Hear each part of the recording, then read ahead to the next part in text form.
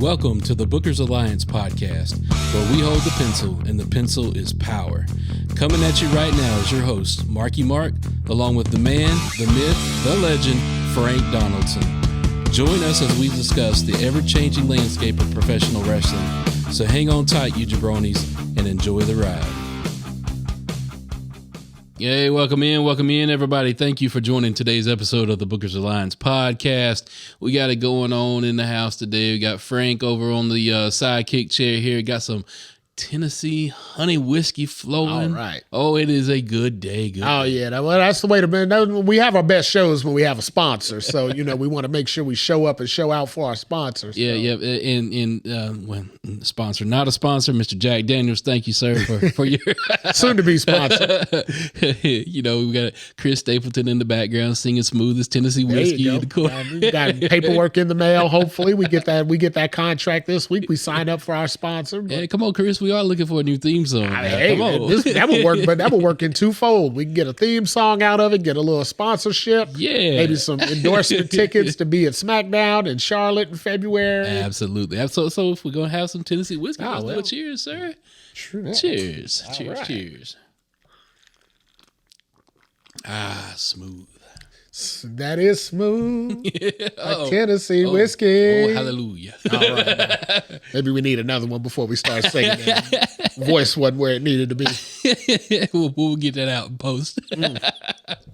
All right. So today's topic, what we're talking about today, we're talking about Trading Spaces. All right. The Eddie Murphy movie? The Eddie Murphy movie. Yeah. Dan Aykroyd. That was Trading Places. That was Trading Places. Yeah, well, the same difference. Well, Trading Spaces, though, that was a TLC show. There you go. Okay. Yeah, where they redecorated each other's rooms. Oh, I thought you meant TLC like T-Boz and Left Eye? Left Eye and Look, Chili. I thought you meant look. Yeah. One thing I learned back in the 90s, you don't cross Left Eye. Yeah, true that. I mean, Andre Rison learned his lesson. So. Yeah, she said you chasing for waterfalls. Oh, yeah. He needed a waterfall that night because that house was up in flames. The water was pouring down. The house was going up. Poor dude. All right, yeah, so let's clarify what we're talking about here. So we're talking about Trading Places. We're talking about what are we doing with AEW? What are we doing with WWE? What's going on in TNA? What's going on in NWA, New Japan? What's going on? All these players are starting to come to the surface, and we had an idea. We had an epiphany. Let's get the vernacular going. Well, I mean, so you got to remember, everybody always says, you're talking down about AEW and you're just blowing up WWE and blah, blah, blah. No. So, we need to clarify. We are about the wrestling business. We want to see everybody do well. Yes, sir. These are just some moves that we would make if we had the book to make everybody a winner on the back end. The companies, the product, the fans, the wrestlers in question. Everybody wins in our scenario. Yeah. So what we're going to do is we're going to take a current player. It doesn't have to be male, female. It doesn't even have to be wrestler. I mean, it could be anybody, but a current player for an organization, and we're going to put them in the trade portal. Put them in transfer portal. We're going to put them over here and we're going to put them in a new company and see what they could do to either revitalize or jumpstart or just add to what's already going on in that company. Sounds good to me. All right. So the first one out of the gate, a man that just returned, might I say, he looks jacked. This dude returned and he is buff, not Buff Bagwell. Buff Bagwell. But he is jacked. And I'm talking about the Viper. Yeah, there you go. The legend killer. All right. Randy Orton. There you go. Dude, he come back. He look like he done been in I don't know how many tough men contests. Yeah, I mean, Randy needed to tighten up his back and his neck and all that, so he did it by packing on a lot of muscle. So ain't nothing wrong with that. Yeah, that dude at least put in 25 pounds of muscle. Good God. But anyhow, so what I feel Randy Orton could do is if he made the jump, got in the transfer portal, and wound up in AEW, I really feel like he could give that legend expertise kind of just feedback to some of those guys. Granted, we've seen that backfire already, though. Yeah, I was just, as you were saying it out loud, I was hearing the word because we briefly talked about it before, and as I was listening to it, I was like, "Well, damn, that's what CM Punk did." And I'm like, "You see how that turned out?" But here's where I think Randy would actually fit. Randy, even though Randy has matured, Randy still has that I don't give a F attitude. Yeah. So if the dude don't take his advice, so be it. He left it out there. Randy's truly a legacy. I mean, you know, he's third generation. You know, his family's been involved with the wrestling business longer than WWF has been involved in the wrestling business. So, yeah, he's truly a legacy. But he's also, like you said, he's got that demeanor about himself like, hey, I'll help you if you want it. Yep. But if you don't, hey, F it. Yeah. Hey, you know what? It's on you. Right. You do what you think will make you a lot of money. Yeah, I'll do what I think will make me a lot of money. We'll see who's got the biggest money, who's got the biggest bankroll at the end of this. So, and I just listened to something today, which is why Randy Orton was kind of on my mind. He did an interview with Logan Paul for his Impulsive podcast. Phenomenal interview. If you haven't heard it yet, take a listen to it. Great interview.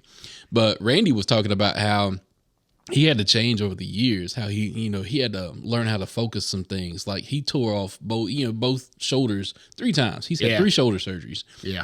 He had to figure out, well, what can I do to a guy, finishing move wise, other moves in the ring? What can I do to where I'm not lifting people anymore? Got to figure out a different way to work. Right. I mean, Daniel Bryan, he had to figure out a different way to work. Guys got to figure out, Hulk Hogan had to figure out a different way to work. Yep. Ric Flair never did. He just kept working the same way. Same gimmick. Still living the gimmick. He just said, we'll figure it out on the back end. So, yeah, apparently Rick was living the gimmick last week on Rampage and took a little flack for it. But, yeah, he got censored. Yeah, well, it ain't 1985 no more, Rick. I'm sorry to break that one to you. Yeah, those comments ain't going to carry over so well. But I also heard Randy say something in this interview, though, that I really think AEW could really benefit from. Randy was talking about, Logan asked him, how do you put together a match? And the first thing Randy said was, man, it feels so strange to be sitting here in public talking about putting together a match. Yeah, no kidding. He's but like, again, it's 2023. Yeah, he's like, I'm old school like that. Yeah. He said, I'm thinking about the beginning, I'm thinking about the middle, and I'm thinking about the end. The rest of that stuff in there's certain guys that I can work with that's all we got to do. Yeah, it's natural. And we listen to the crowd in between. Yeah. And we feel it. And we tell a story. Yeah. And then he said, I'm not thinking about spot to spot to spot to spot to spot. Yeah. And as soon as I heard that was a glaring observation there at some people, at some folks in the wrestling business today. But as soon as I heard that, I'm like, yeah, I totally agree. Randy Orton to AEW would vastly improve some of the storytelling. I would hope so. I mean, we've seen it. Yep. Like now that Edge has went over, you see in the Edge matches, you see the difference between what we're used to at that promotion and what Edge does over there. Because Edge goes over there and puts on a show. Yep. He gives you your money's worth. He's gonna take you on the ups, take you on the downs. He's gonna take you on that roller coaster ride through the match, where by the end of it, you're invested in who wins, not just how many more backflips am I going to be able to pull off before the bell rings. Right. So, yeah, but I've heard a lot of people say over the last couple weeks on every different podcast that has mentioned Randy, they talk about how smooth he is in the ring, how like our Tennessee absolutely honey whiskey smooth here. like Tennessee whiskey. But I mean that you got it when you think about it, I've heard people go as far as to say, Randy is the best thing I've seen in 30 years. 30 years ago, 20 years ago when Randy first got into the WWE, he ain't look like he did now. I mean, Randy was rough around the edges. Exactly. When he came in them little blue shorts with the yellow lightning bolts on. Yeah, Randy was rough around the edges. That's a way back. Yeah, that's really a throwback. But Randy matured. He grew up essentially in the business. And he learned from his counterparts. He was partnered in with Rick. He was partnered in with Triple H. He learned from them. He didn't just take that rub and just run away with it. He learned how to operate in the ring. Not work in the ring, but operate. Yep. He learned that. And, being able to carry that kind of influence over to a group of, young wrestlers who may or may not listen. For the 60, 70% of them that won't, the 30 that would take so much away from it that would propel them, so much farther in their careers than natural ability is just going to take them, unfortunately. Yep. All right. So that's Randy Orton. So Frank, we'll throw it to you for your next pick here.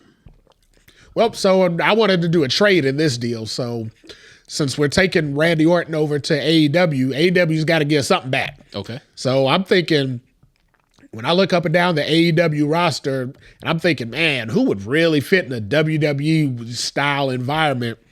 that hadn't ever been in WWE yet. First name that jumped out to me was Powerhouse Hobbs. Dude, that's a big joker. I mean, yeah, that's a way to put it. That's a big dude over there. I mean, you know, Vince would probably catch a hand rash getting him over there, but God, you know, for God's sake, when it was all said and done, I mean, right now I look at Powerhouse Hobbs as like a big molded rock, right?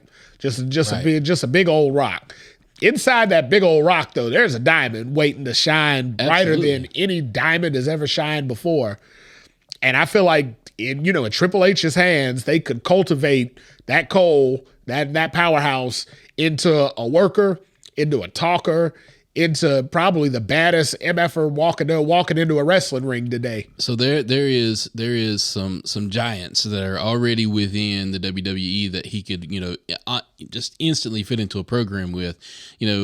Listening to Busted Open a couple days ago, heard Bronson Reed on there. Yep. Talking about big Bronson Reed. Nope, sir. You don't get to use that here because I served that up to you 5 minutes ago and you didn't take it. No way. only in the term of Bronson Reed, though. But as long as he's big, I will forever die Bronson on this Reed. Hill. No, what happens when Big E comes back? Like they get to fight over the title. Oh, they fight for it. There you go. It's a ladder match. You put Big in a suitcase on a pole. It's a ladder match. Man, well, Vince Russo would book that. He put Big in a suitcase on a pole. Yep. And whoever gets the contract gets to sign his name as Big. And damn, if he loses Big, then is he just E? Just E. Well, God. Just E. Well, so I guess Big E goes over. Yeah. That would be awful in a handbag there. So, but I heard Bronson Reed talk about how he is super excited to be getting the super heavyweight quote unquote division back going in the WWE, and maybe even Bully was talking about maybe we don't like all these titles thrown around, but maybe there is some sort of either it's a title or a trophy or some sort of for the super heavyweight. Well, they called it 305 Live. I love that. 305 Live. As soon as I heard it, I'm like, oh, nice. 305 and up live. I was like, wow, that was classic. but yeah, that would be good for them. Definitely fit into that mold. Oh, yeah, absolutely. Yeah, I mean, when they're talking, when they talk about, a couple of big men slapping meat. Yep. Powerhouse right there to me. I'm like, man, that's a big dude that can slap some meat. I would love to see it, see him against like Gunther. Yeah. Could you imagine? Absolutely. But not the powerhouse that we got today, a refined powerhouse. Could you imagine a powerhouse who's great in the ring against Gunther? Yeah, my God. That'd be awesome. Them two slapping each other around and the chops and the punch. Oh my goodness. I mean, if it didn't look real enough, your ass would have to be blind because them two guys would wear each other out. But with today's powerhouse, I feel like there's too much recklessness in there that it may find itself into a shoot, and then you got two big old guys really slapping meat, and that's not what you want. And that's also another podcast, but we ain't going. Well, yeah, that's definitely a whole nother genre. We're not going to. We're not going to go there. We got to keep our PG-13 rating, so we can't enter into that.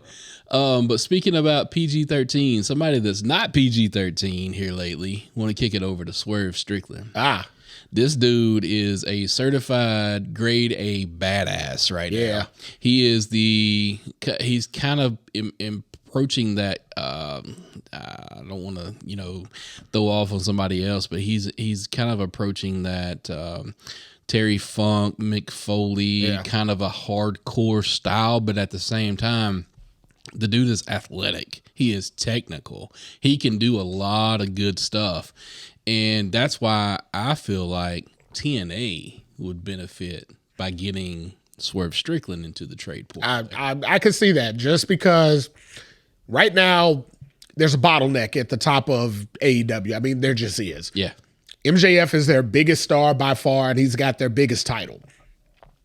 A lot of guys are being positioned, with the injuries and things like that. A lot of guys are being positioned to be that next guy.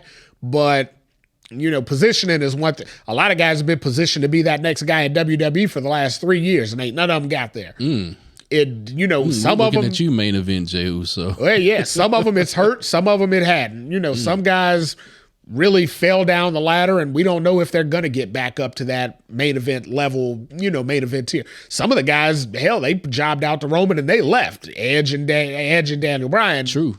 they were top guys. They wrestled Roman, jobbed out, realized, hey, it ain't going to happen for me here. I get the hell out of here and go over to AEW. Well, now all of those names are at the top of AEW. So the bottleneck that was sitting up top at WWE is basically moved over to AEW, where a guy like Swerve he's ready to break through that glass ceiling right now. Yeah.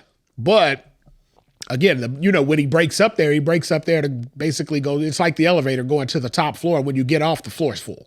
So, I mean, there's not a lot of room to be the number one guy in AEW right now. So does Nana go with him, though? That's the question. They don't have to be a package deal. I mean, come on, I swear, we're not. Come on. Well, when Hit Row broke up, I mean, we thought Hit Row needed to stay together to succeed. True. And Swerve is clearly succeeding without his Hit Row stablements. True. And some of the Hit Row and we don't even hear about BFAP. Yeah. We see her every week, but hell, Top Dollar's gone. I mean, he's out. He's Dollar now, and he's doing his own thing.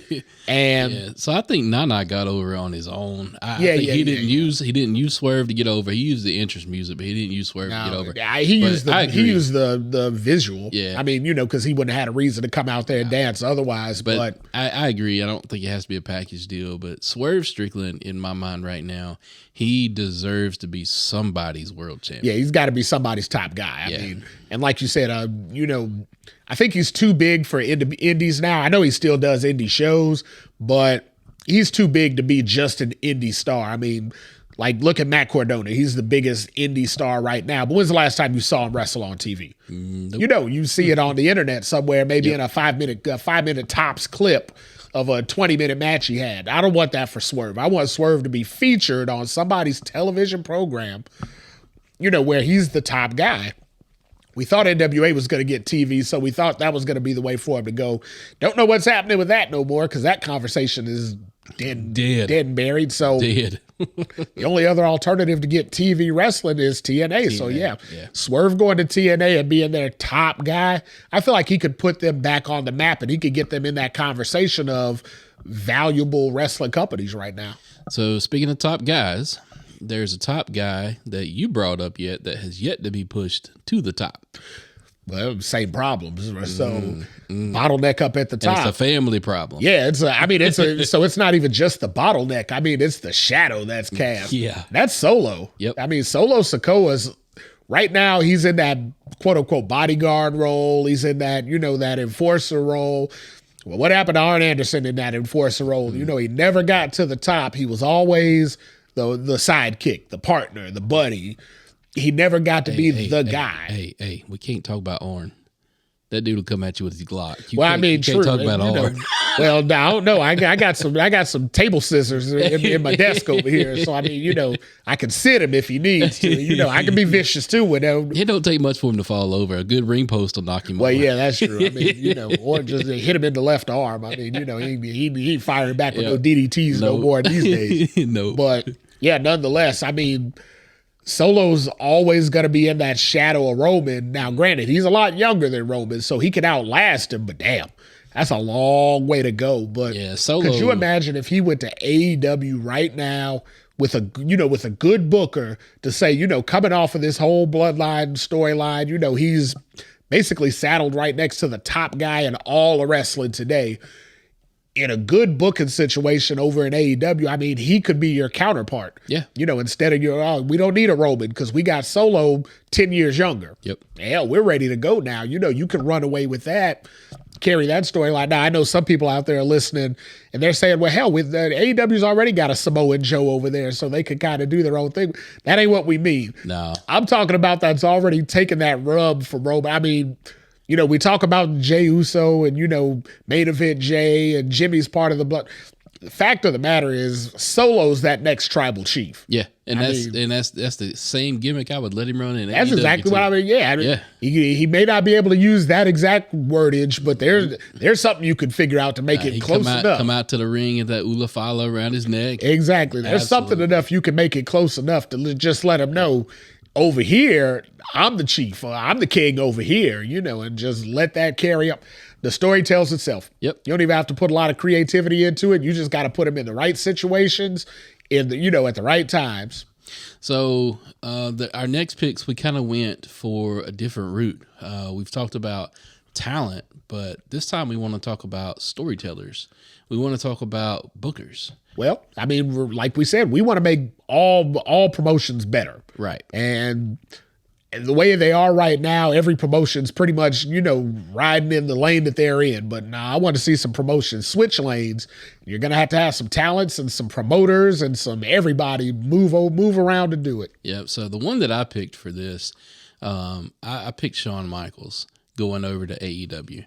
And I made that pick just because if you have watched NXT any within the past 3-6 months, yeah, it is a vastly different layout than the NXT 2.0 rainbow bullshit. Yeah, good Lord. I mean, NXT Black and Gold, the original NXT was the golden days. Yeah, it was great. I mean, but when they lost a lot of their talent, a lot of their talent went to AEW. Triple H kind of promoted up to the big leagues, and he was put over in charge of the main shows. And then the whole 2.0 debacle came out.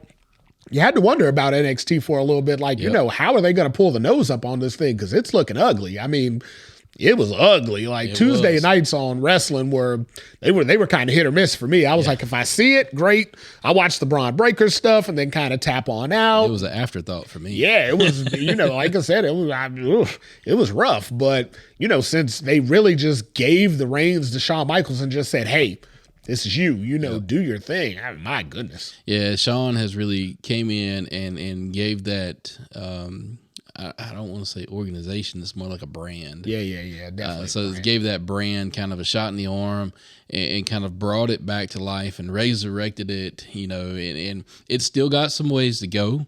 Well, of course. But my God, is it now entertaining again? Yeah. You get invested in the But it doesn't feel like a developmental as much anymore. It does not feel like when a development. When you watch it now, you don't think, oh, well, they're just grooming Braun to go up to the main roster. Or they're just coaching up Carmelo to go up to the main roster. It's more like, man, I'm interested in their stories that they're telling on Tuesday night. To be damned if they go to the main roster. As a matter of fact, we've talked about it before. Some of them we hope don't go to the main roster. They get so lost in the shuffle. Exactly. We've seen it happen before. And I mean, there's some talents that are just great talents that I enjoy on Tuesday night. I don't need to see them flailing around on Friday night, not doing a whole lot. And take a sidebar conversation real quick, talk about Wesley. Wesley, get better, brother. Take your time, rehab, hope your surgery goes well. Man, I hope to see you back in that ring. Yeah, and when you come back, somehow or another, we're going to get you in the ring with Dante Martin because, man, you guys, I don't know. Magic. Y'all two, well, not just magic. I mean, first of all, because they're both coming out of that match injured. I mean, there ain't no way around it. They're both getting hurt in that match. But could you imagine the promo battle? Like, man, I had these injuries. No, I had these injuries. I mean, so-and-so did my surgery. No, we can go at least 5 months worth of them just battling back and forth on, now I'm the man because I came back from this injury. Because, man, them two dudes get hurt a lot. But Shawn going to AEW, though, again, that's like, it's part of the Randy thing for me. It's the storytelling. Go over there, build me some stories, get me vested in some of these people. I like Orange Cassidy for who Orange Cassidy is, but I would be more invested in Orange Cassidy if he had more of a story. Yeah, more of a backstory. Right? Not just, why does he wrestle like he wrestles? Like, exactly. Who is he? What is his character? Not just I'm the lazy guy. Exactly. Why are you the lazy guy? Exactly. Where did this come from? Yep. So Frank, you've got a booker in mind as well. Well, I mean, you said storytelling, and I'm like, well, I got a story for you. So. We already took Solo over to AEW, right? Why don't we take Paul Heyman over there with him? On screen, off screen, anything Paul Heyman touches for at least the last 25 years in wrestling has been a hit. I mean, he hadn't missed on anything. Every Paul Heyman guy we've had, short of Curtis Axel, has been a major hit. Man, that was a name from out of nowhere. Yeah, I mean, as soon as I said everything, I was like, wait a minute, it's hard to say every with anything because... What happened to Axelmania? Yeah, well, I mean, hey, he still hadn't been eliminated from the Royal Rumble he was in that year. He never got eliminated. So that means Curtis is the law. Right. Curtis Axel, Mr. Mr. Perfect Jr. Yep. is the longest running participant in a Royal Rumble ever. Go ahead, Kurt. So, I mean, he should be wrestling. He should have wrestled Roman in the last 3 WrestleManias. Yep. Because he still ain't never been eliminated from a Rumble way before fucking Roman even got here. So, but I digress. Paul, I feel like, he'll contribute a little bit on camera, but what he would be able to do for the organization as a whole behind the scenes, I mean, that would take them to the next level by far. It would skyrocket them into a new stratosphere. It would take them from that perennial number 2 that no matter how much money you pump into it, they're always going to be, into that conversation of, I could see a Monday Night Wars again, or I could see them being a viable contender to knocking WWE off their pedestal. Those type of things could happen with a guy like Paul Heyman over there. I mean, there's others. There's a lot of other ways a lot of ways to skin a cat, as they say, but that would definitely be the most direct. So think about the past 20 years in the WWE. Think about the people that he has been attached to in the WWE. You mean all heavyweight champions? Yeah. Exactly. Yeah. I mean, that ain't by design. That somebody didn't just look and say, "Hey, the only way we can get Paul Heyman over is to saddle him up to a heavyweight champ." No. It didn't work that way. It was more like, damn, that guy that's been saddled up with Paul Heyman, we got to put a belt on this guy like ASAP, because their act is money. He crafts the world around the belt. And he makes you care about that. Well, he makes you care about the belt. Yeah. He makes you care. Look, I mean, we all know the lineage of these belts is crazy. It's pretty good. Yeah. See, a little Tennessee whiskey there. There you go. Sorry, that was a little side conversation too, but damn, sometimes you need a refill. But so the lineage around these belts, I mean, we all respect the lineage of these belts. As belt collectors, we respect the lineage of these belts. But you got to understand, though, that belt, if it doesn't have a purpose, it is nothing more than a glorified prop. That's all it is. Yeah. I mean, and that's some of the problem with the amount of belts everybody has. Correct. AEW's got 3 promotions worth of belts, plus all the little side promotions let their little belts come in. Everybody walks down to the ring with a belt, and you're like, at some point you're in time, the champion of who? Well, and I don't know if you guys are noticing, but we're specifically calling it a belt because in AEW at this point, it really is just used to hold up your pants. Because I mean, everybody's got one. Some guys got 2. Hell, it's like if you run into a belt, like, you just kind of pick it up in the back. It's like your robe. And whoever comes out of this Continental Classic is a Triple Crown champ. Good God Almighty! And well, we're not gonna get into the whole we need to combine belts and how many belts people. We'll stay away from that conversation. We've podcasted that to podcast hell by now, so we won't get back into that again. But WWE, them tag belts, fix it. Okay, sorry. But I agree with you, Paul Heyman to AEW. That would be fantastic. I could definitely see the as good old JR would say, business would definitely pick up. Oh yeah. All right, so we said nobody is obsolete, no position is obsolete from this trade portal that we're talking about. So my next name is an announcer, and I'm talking about Michael Cole.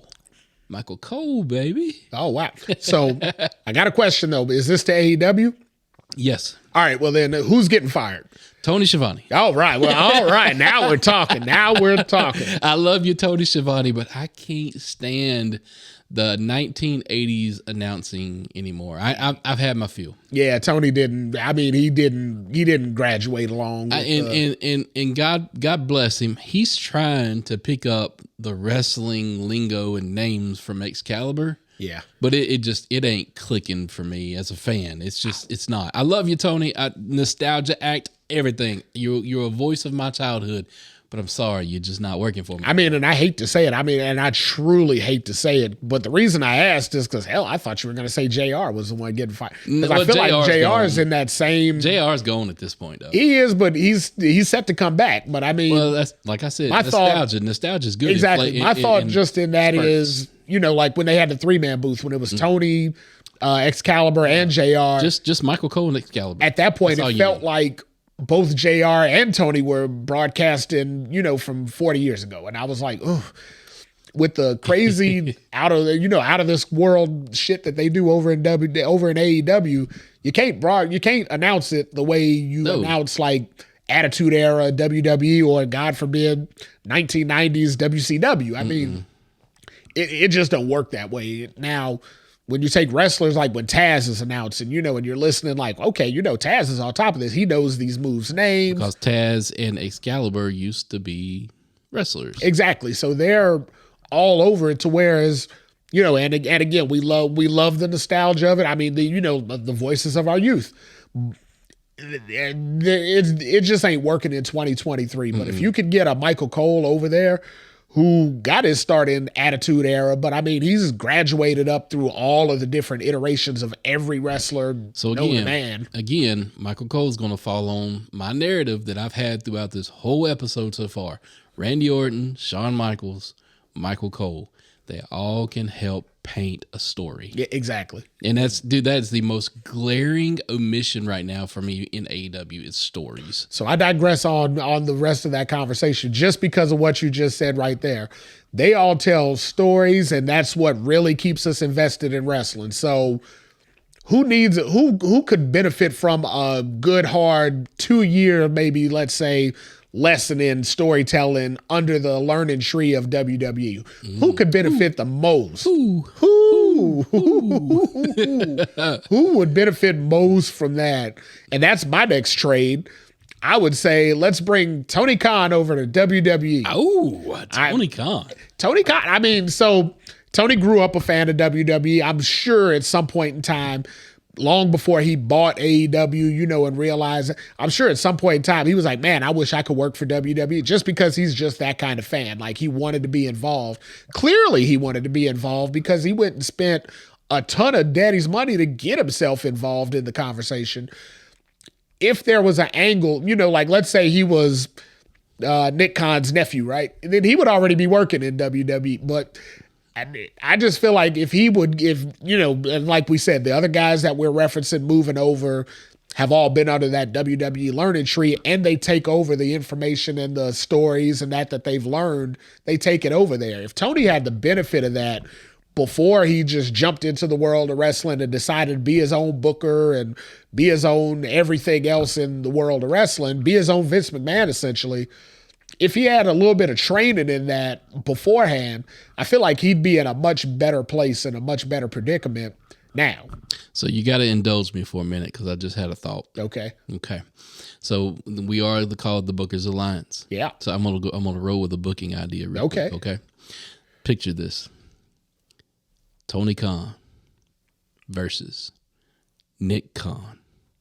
Only one Khan can survive. That'd be an ugly match. In a cage match. Oh, God. With Tina Turner standing in the middle of the cage. Tina Turner's not with us anymore. Yelling, 2-minute 1-man league. Oh, no. we're gonna have the Battle Dome. Mad Max. Oh, good Lord. But sorry. That would be an awful looking match. I mean, because neither one of those Khans need to be we need to find Killer Khan and another Khan from Star Trek. There you go. Get another Khan in there because they need to be their representatives, like the hair versus hair match that billionaire Trump and billionaire Vince had, where you had representatives wrestle. They need to get some representatives because if Tony Khan and Nick Khan got in the ring, that'd be the last day of whatever wrestling they were wrestling for. In all seriousness, though, I do agree that him floating over there for a couple years, honing his craft, learning how to be – sorry, Tony, try not to bag on you, brother, but learning how to be a booker. Yeah. I mean, and just calling a spade a spade. Again, tell me my stories. That's all I want from you. And we talked about it before. Eric Bischoff did that. He was the president of WCW. He was the biggest – person in WCW, because Ted Turner, he may have owned it, but he wasn't involved in it. Right. So Eric was the top guy. And even Eric has said when he went to WWE after his run in WCW, he learned a lot. He flat out said he, working side by side with Vince McMahon when when they did the whole SmackDown to Fox thing, and he had an executive position, and as a talent before, working with the other talents, the Stephanies and the Vinces and what have you. He said that he learned so much about the wrestling business. And this is from somebody who ran a wrestling promotion, a wrestling promotion that actually put WWE down and almost put him out of business. Well, and he even admitted, after all that had transpired and they lost, that he learned a lot from his time working in WWE. Now we don't. Now, granted, it's too late for that for Tony. You know, at this point now, we're past that. But if there was any way to get Tony to do it and then be able to go back to AEW, you know, a la Cody Rhodes, Right. where he could go back and take the information that he gathered here and apply it to his business. Again, I feel like AEW would be, you know, eons ahead of where they're at. Well, there's really no, like, you know, in the business world, you can go to seminars, you can go to training, you can go to college. I mean, to learn how to be a business owner, to be a CEO. Yeah. I mean, there's courses to help you learn. That doesn't happen in the wrestling organization, especially when it comes to an owner of a company. Now, everything in wrestling is kind of paint by numbers. You got to get in there. Figure it out. Yeah, you got to get in there and just make a few mistakes and get there. And damn, Tony's making a lot of the mistakes now. So, I mean, he's getting that out of the way. So, you know, maybe it's all to be up from there, you know, to be all up from here. But Yep. So let's transition to our last two picks here. My last pick is a trainer, former wrestler turned trainer, and specifically worked with the women's division in the WWE. And I'm talking about Fit Finlay. Going to AEW. Yeah. And I really think that if any area of improvement for AEW as far as wrestlers and the wrestling ability, the women's division needs that touch that Fit was able to put on the women's division before he left WWE. he validated him. He validated. So Fitz with WWE still. I mean, he's I thought he left. He did. He left, you know, for a while during the pandemic and all that. He came left, back, but they though. brought him Okay. back in just to, and I only know this because it came up in another podcast and they had that exact same conversation about how valuable Fit Finlay is to the business. But they were just saying like the business as a whole. But from all the different women's wrestlers, and I mean all the way back to Trish Stratus and Mickie James, all the way to current, for, you know, for the amount of praise that they've heaped on a guy like Fit Finlay. Could you imagine Fit going over to AEW and working with Britt Baker? Could you imagine what he could mold her into? I mean, she's already their biggest female star, not named Toni Storm, because I mean, I like this whole Toni Storm thing and the whole barefoot thing. I'm for it. You know, that could be one of my, Well, now. that might be one of my things that I never knew about before. now. But when she says it, I start laughing, and then I'm like, yeah, go ahead, kick them shoes off. And I'm like, hey, wait a minute. But yeah, so I digress. You know, putting them two together, you know, letting Fit work a program with the two of them. Hey, that would be gold. I mean, that would be immediate gold. Because first thing Fit would do would be like, take them shoes off, girl. And I mean, you know, the whole show would go, it'd go a different way for me. So they kind of had a female version of Fit Finlay for a while in Serena. Mm-hmm. So, but I think she was, I don't know if she was just not taken seriously or just mismanaged. I don't know what happened in that whole scene. I know for a while it seemed like the women's division was stepping up, leveling up their game, especially the match between Thunder Rosa and Britt. Yeah. That was phenomenal, and I know she was a producer on that match. But at the same time, I feel like they've lost so much wind out of their sails in that division. I think we talked about it already. The bottleneck at the top. You know, when the women's division was at its high in AEW, they didn't really have so much going on in the men's division that they couldn't divert 30 minutes a show over to the women. Now, because there's so many different storylines going so many different directions with so little direction, in the men's side, you know, I think, matter of fact, was it just this week? I think Britt Baker came out and posted a statement where she's had zero promo time this entire year. Yep. I mean, it's December. It's mid-December at this point in time. And your number one star, who was once a pillar of the company, now has zero promo time in the entire year. Okay, that's a problem. The second problem, she's speaking out about it publicly, which means at this point now she's frustrated, she's upset, and she's your biggest star. Again, not named Toni Storm. What the hell?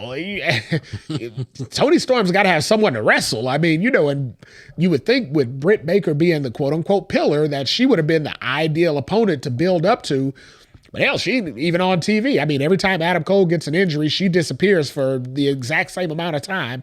When she comes back, she's like a sidekick now. You know, there is no, she did the whole triple women thing. What was that, the Outcasts? Or hell, I don't even remember the name of the group no more, which goes to show how much emphasis they had. She wasn't on the Outcast side. She was on the other side, but she spent some time kind of going around, and it seemed like there for a while she was just jobbing to everybody. Yeah. I mean, she was so again, and you're right. You know, that I think about it, the Outcast was the Paige group. She was but again, that shouldn't be something I should be able to forget. Right. I mean, if she's your top female star, I didn't forget Toni Storm doing every week, kicking her shoes off. I didn't forget none of that. But somehow or another, I completely forget what Britt Baker was involved with for the better part of the year. I mean, that goes to show she ain't being used correctly. And the fact that she's speaking out about it ain't good. Yeah. All right. So we winding down here. Let's move on to our last person. We Oh God! So that was a hell of a transition. That was the word. Speaking of women not being used good. Oh, yeah, maybe. Good Lord! I don't know that we want to go there. Yeah, at this point now, that transition is just awful. Wow, I didn't think that through. That conversation went left. All right, we should have fixed that. Let's do what they say. Let's just put that pony in drive and let's go. At this point now, I mean, the show must go on. So my last pick up until this point, because damn, you know that all the problems that would be caused. But my last pick was to send Vince McMahon Jr. over to AEW. Not VKM himself. Got to send him over. I mean, could you imagine how great wrestling could be to see him go and head up against Triple H with the stride that Triple H is in right now? I would honestly say you might have the best era of wrestling. 100%. If they were to go head to head in rival companies. Exactly. It would just be every show, every time something was on, every PLE, every pay-per-view, it would just be balls to the wall. I can see it already. I mean, so I can see Vince in an office just sitting there saying, you know, my son-in-law just took the company from me, and I hate where it's going, and I'm gonna kill it. I'm just gonna inject the poison into it, and I'm gonna kill it. And then all of a sudden he spins around. He spins around in his big leather chair, and you see those three letters AEW, and then he just fades out to black. I can see it right now. But hey, that Vince impression was pretty good. I'll bring that almost back. As good as your Dusty. Yeah, I like my well, hey baby, you know, when you have a little Tennessee whiskey and you got some hard times going on. Okay, we don't have enough time for that now. I digress again, but yeah, no. It would it ever happen? Hell no. Hell no. Impossible. But again, Booker's Alliance, we do what we want here. Right. Just for the imagery of it. I mean, because at some level, Vince has to feel like he was forced out. Yeah. Especially with the whole TKO thing coming in, and all of a sudden, they're like, hey, we need you to go do this over here, which is way far by the wayside out of creative. You go over here and do the busy work. Exactly. Yeah. Sure. We bought your company, so we've got to give you a job, but we need you to manage this buyout thing over here where you're never on TV. You don't contribute to nothing. If Vince still has creativity inside of him, as bad as WWE had gotten towards the end of his run, he still created WWE and made every one of us that's a wrestling fan today love wrestling for some reason, in some way, shape, or form, which means it's still inside of him. He may have just got stagnant, just said, hey, I'm so great now, there's really nothing invested in it for me, to whereas Triple H came in hungry, like, I got something to prove. Something to prove, yeah. But now with Vince being on the outs, who's got more to prove than him? To be able to say, I could take this company over here and I could bury Triple H and his whole dream in it back, because I'm still the king of this whole wrestling thing. Again, it would never happen. It never could happen. But if it did, my goodness. What a day that would be. The TV that we would see. I mean, just imagine the names he would bring in, the people that he would, the references he would tap. Yeah. I mean, it'd be amazing for about a year. After about a year, it'd get old and he'd get sick of it. Then all of a sudden, Toni Storm would have him. She'd be in some kind of lawsuit and have to wear socks to the ring every week. And Britt Baker wouldn't be doing dentistry no more because she'd have a bank account larger than every other wrestler going. Yeah, I was about to say, he may not be the biggest help to the women's division. No, that's why I said that was a horrible transition. We definitely should have talked Fit Finley and using the women correctly, because Vince didn't use the women correctly. He got a lot of them paid, though. I mean, like Rosa Mendez, apparently Christy Hemme. There's a long list of women's wrestlers that may not have reached the mountaintop, but they damn sure got a bank account that reflects so. All right, so you've heard our picks for who we would put in the trade portal and where they would go. So reach out on our social media platforms. Tell us who you see in the trade portal. Where would they go? How would they help the company? What could they show them?